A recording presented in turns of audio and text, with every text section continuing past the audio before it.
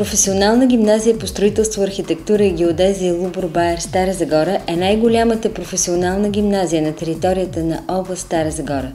Днес в гимназията се обучават 736 ученици.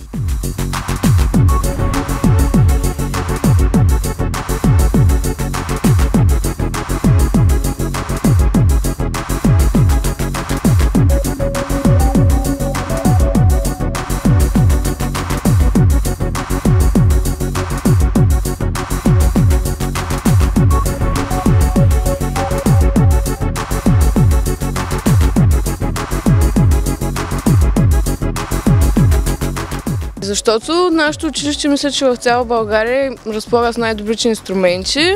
Плюс това имаме страхотни преподаватели, които никога няма да откажат помощ.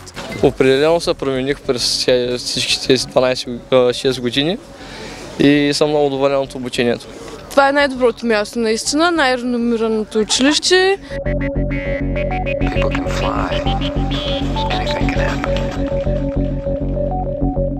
Учителят не бива само да изисква от учениците. Той трябва да бъде взискателен и към себе си. Той трябва да се бори за авторитета на предмета, който преподава, за да го обичат учениците, които го изучават. Ученикът трябва да може да се доверява на учителя си, а за да му се доверява и учителя трябва да вярва на ученика. Да работят заедно. Друга формула за успех няма. 2011 година, на 15 септември, в гимназията се открива паметник на Лубор Байер, патрон на училището от 2007 година. Паметникът е дарен от професор доктор Николай Михайлов, възпитаник на училището.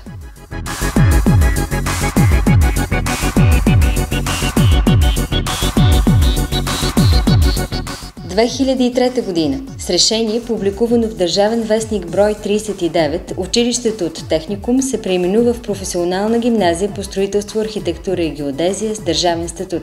Обучават се 669 ученици. През 1998 година започва модулното обучение по специалност геодезия.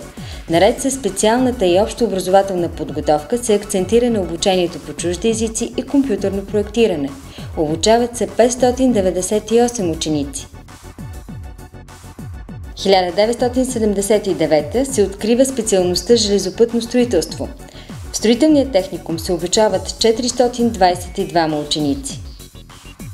През 1952 година в училището се създава водостроителен отдел.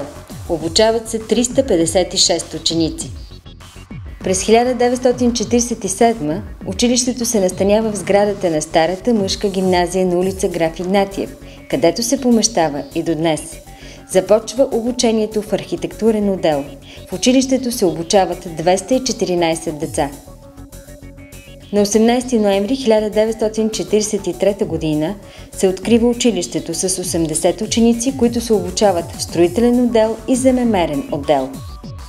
25-то Народно събрание приема указ, съгласно който в Стара Загора се открива Държавно средно техническо училище.